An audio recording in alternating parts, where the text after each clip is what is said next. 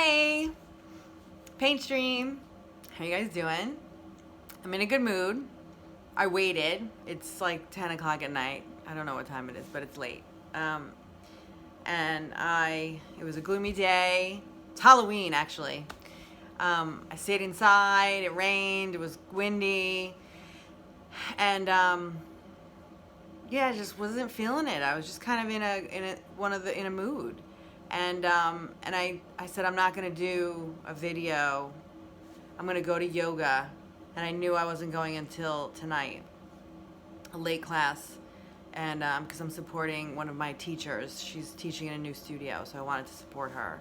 And I want to take her class. She's a good instructor. So I said, I'm not going to do the video until after, because then I'll be in a better mood. And it worked. I wish I could show you a video from earlier today so you can see the difference. But I didn't want to be a bummer. If I'm a bummer on here, it's because I don't mean it. Because it just happened. I read something that bummed me out.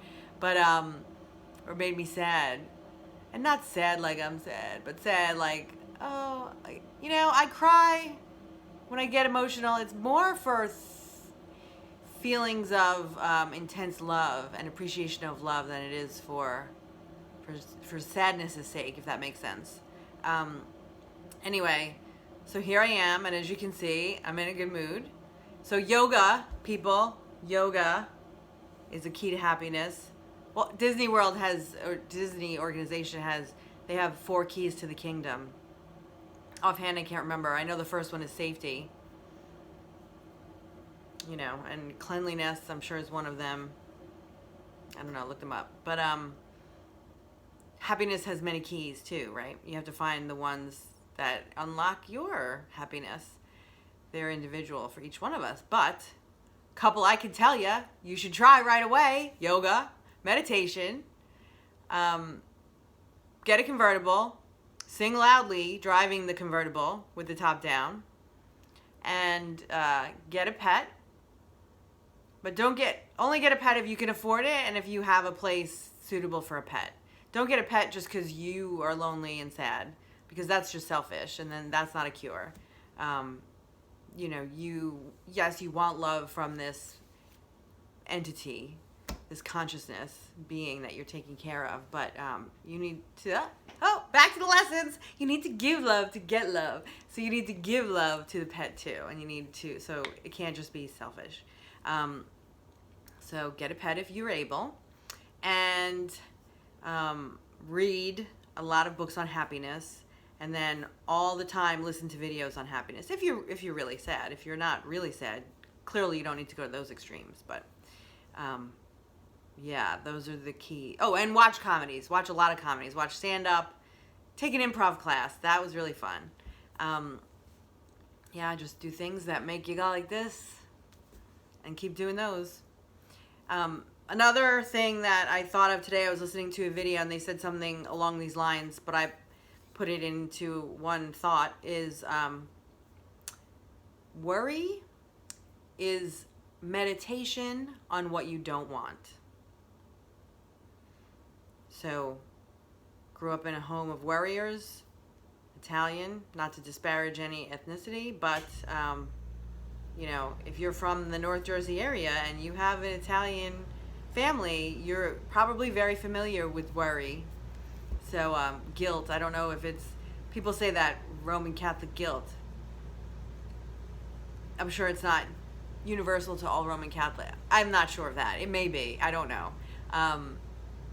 But I don't like to generalize. But some things just generally are true.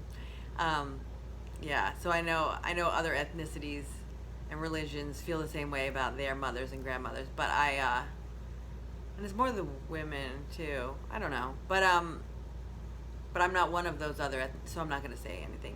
I can speak to what I'm familiar with. Anyway, let's get started with the book.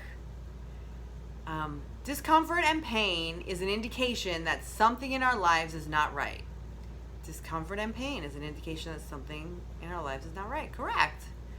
And it's not, you can't just blame it. I mean, that's obvious, right? On the surface, it's obvious. But you can't just blame other people and say it's not right and it's your fault and I'm stuck in this hellscape. No, you might be, but it's all in your mind. Change your mind, change your life. You have to figure out how you are going to get you out of the situation, and maybe it can be just in your mind. We talked about that quote from the wall of the concentration camp the other day. I get the chills, but how you can go through that, and all you have is the freedom of your mind, and you need to keep it in a good place. So, no reference on that. Looks like no reference on most of the first page. So here we go. If we do what we've always done, we'll get what we've always gotten and be who we've always been. I think we said that 7 times already. Worth repeating. Insanity is doing things the same way and expecting a different result. Yes, we've said that also. Again, worth repeating. Stress is the feeling of not being in control. But we cannot be in control of all things. God is in control. God, universe, whatever forces you want to attribute to that. Release from stress is not gaining full control of everything, which is possible, but accepting that God is in control and putting your faith in Him, thereby eliminating the out of control feeling. So stress is the feeling of not being in control. Stress is the feeling of not being in control. That makes sense. If you think about times that you're stressed, you may not be saying like, I'm not in control, but maybe the reaction to that subconscious feeling is coming out in stress. God is in control. So I think the theory is that just because you're in a stressful situation, or just because there's stressful circumstances, and your stress is based on the fact that you're not in control, if you then can adjust your mind to think something is in control, then maybe that will make you feel better, and it probably will. So, and that kind of goes back to when we talk about, people don't want to believe in a higher power or a greater power or a universal intellect. That's okay. You believe whatever you want to believe, but you might feel better believing that there is. So, depends. You might want to feel like life is hopeless and pointless. That's okay. Do you, boo? I don't want to feel like that. Live within your means. Yes. Seems obvious. Rarely done. Save first and live on the rest. Good. I'm not saying I've done that. That I haven't done that all my life. It's very difficult, especially when you're just starting out. But, any financial whiz would tell you, no matter how much you're making, put the first 5% away, and then you live on the rest, no matter how meager that seems. It's just a good habit to get in. And it changes your mentality of, I pay myself first. I'm the most important. I work for me. Really, you're paying the government first. Obviously, they take it right out of your paycheck, but you don't understand. Okay. Find work in something you love, and it won't feel like work. Agreed. Dean Kamen, Kamen, he invented the segue. Borrowing money is like wetting your bed in the middle of the night. At first, all you feel is warmth and release. But very, very quickly comes the awful cold discomfort of reality. Borrowing money is like wetting your bed in the middle of the night. Yeah, borrowing money. I would also say spending money too. If you buy something you shouldn't be buying, it's the same thing. You feel that, oh, good. I have this, I want this, I've got this. But then the discomfort, discomfort of reality. So that includes buying a house, buying a car, anything. Yes. Oh, I remember in high school, my first boyfriend got a credit card and he was like, come on, let's go spend. And I was like, no, that's not the point of a credit card. He's like, yes, it is. It's money. I know, it's money you have access to, but it's not your money. And it doesn't make sense. We were young, so those are the things you learn over time. But, same thing with buying a house. I remember the mortgage broker that I dealt with was like, you're crazy. Why would you not, and this was before the housing crisis, why would you not buy, I could get a mortgage for almost twice what I spent. He was just like, you're crazy. Why would you ever buy anything for less? If the bank is going to give you cheap money, you should just take it. And I don't know how things would have turned out if I did that. But to be honest, your cash flow fluctuates, and I've been able to keep this place easily since I've had it. It's been almost 15 years now, and I'm living now very easy and comfortably, and I'll probably pay it off soon, and maybe sell it, maybe rent it out. I don't know, but the amount that I could borrow, the monthly payment was making me not like, I was like, there's no way I want to spend that much money every month on just my housing. And so I didn't. I decided what I could afford. And then, boom, the whole real estate market collapses, and so does my real estate value, but I was able to stay in my house.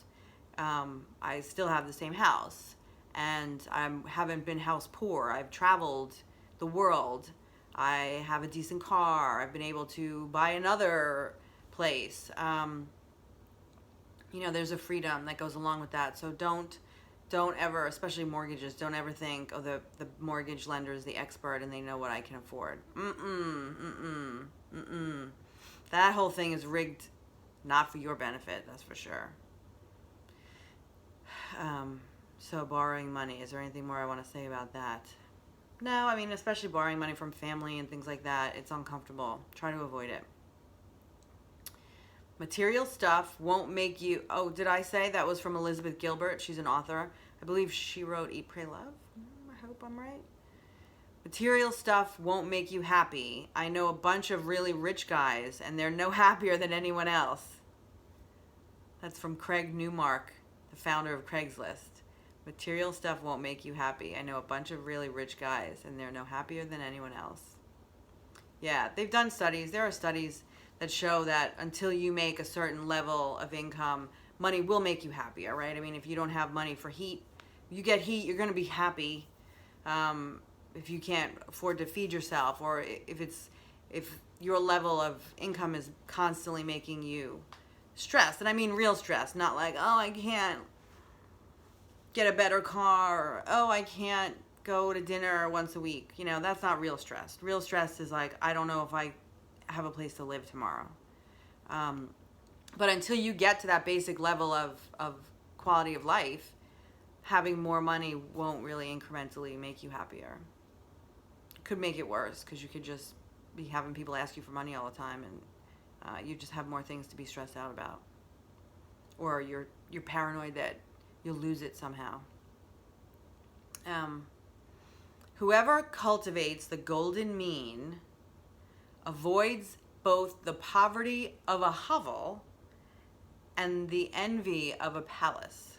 That's from Horace. Horace. Whoever cultivates the golden mean avoids both poverty of a hovel and the envy of a palace. So basically, that's kind of like what we've been talking about. So maybe this was a time I was really concentrating on job, and money. That would say, live within your means. Try not to borrow, try not to overspend. And, you don't know who's a millionaire. There might be millionaires next door to you. They're very happy, they're living comfortably, but they're living simpler than you might think based on their income. It's all relative to how you want to live, but if you think that more and newer and bigger is better,